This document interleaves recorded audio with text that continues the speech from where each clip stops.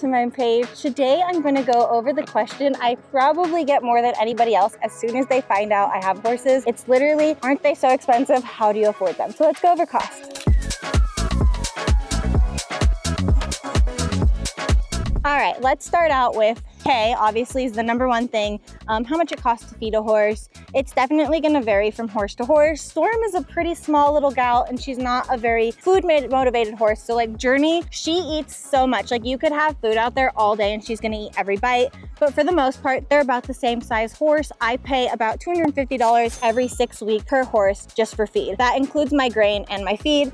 That doesn't include any supplements. Storm is on Platinum Performance. I order that every 6 months. The tub of it is $150 and I order it every 6 months. She also gets a long release electrolyte, which I order every 3 months. That's about $90. And then her last supplement that I give her is vitamin E. It's a powder. You can get it off Amazon. It's like $20 and it's 120 servings. So that's super cheap, but it's a very great product to throw into your daily feed for your horses. The next thing we're gonna have to consider is shoeing. Storm wears a front set of shoes. Journey's completely barefoot. So Journey's barefoot trim is $70 every 6 weeks on the dot. I don't like to go past 6 weeks personally. I think 6 weeks is a perfect amount of time. So she gets her front shoes pulled and she only gets her front feet done, no back feet. Nobody can touch her back feet, unfortunately, but me. She gets new shoes every 6 weeks. Her front shoes every 6 weeks is $120. So that's on the dot every single 6 weeks. That's a thing that we have to do. Every once in a while, I'll pull her off of shoes and I will leave her barefoot. And when I do, then it's only $60 for a front foot trim. Things to factor in before you get a horse is making sure you have the appropriate setup for them. My horses have a 12 by 24 stall each,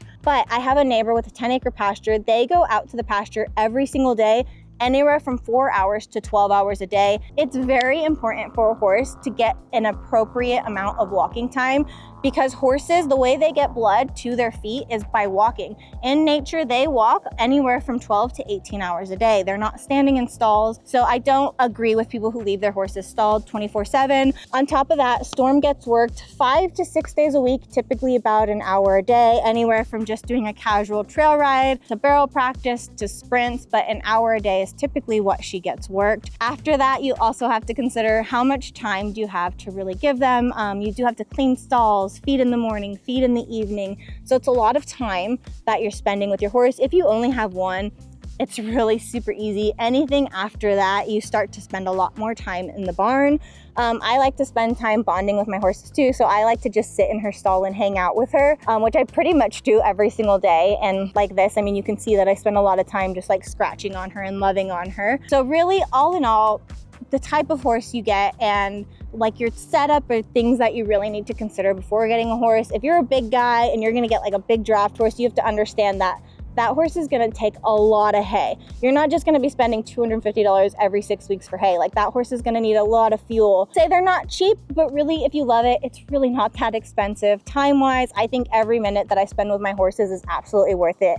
I love being outdoors with them. And if you're an outdoorsy type person, I think it's that much more fun. When I go trail riding, I usually have my 4 dogs with me. And I love being outside. Like I love being with my animals. So if it's worth it to you, it's really not that expensive. As far as vet work, your horse should see a vet at least once a year to get updates on shots, rabies shots, stuff like that, and get their teeth at least checked, if not completely done. Horses do need dental work just like people. Since they are not foraging 18 hours a day like they're meant to, their teeth tend to get a little sharp, so they need to get worn down. We have domesticated horses to the point that they need this stuff. They're not like wild Mustangs anymore. If she comes towards you, I'd probably move so she doesn't kick at you. As far as the actual cost of a horse, it really depends on what you're looking for. If you're looking for something dead broke, you're just looking for a trail horse, you can find them pretty dirt cheap. You can look on Craigslist, you can look on Facebook Marketplace. I really 100% recommend going and seeing the horse in person. Make sure that it's not lame, that the videos are what they say that they are, especially if the horse is cheap.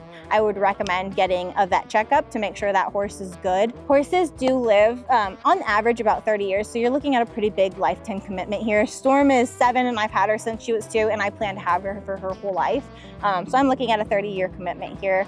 I like to tell people to have at least $5,000 put away before they get a horse in emergency funds. I mean, if you've been following me a long time, you know how Storm cost me $15,000 just this year in vet bills when she got caught, I believe, in a fence and lacerated her back leg. She was at the emergency vet for 2 weeks, so my $5,000 fund did not cut it. As far as getting like tack and stuff, getting saddles, same thing. You can buy a used saddle that's pretty good on Facebook for pretty dirt cheap. Just make sure that you talk to the person who rode the horse before to find out what they used on their face, what kind of bit they used, so that you know what to get there. Some people, when you're buying the horse, might even actually give you whatever head setup they have. If this is your first time getting a horse, I do very highly recommend that you get a horse that's a been there, done that type. When you look on Facebook, you're gonna see lots of ads that say been there, done there type. Anybody can ride. I trust this horse with my grandma.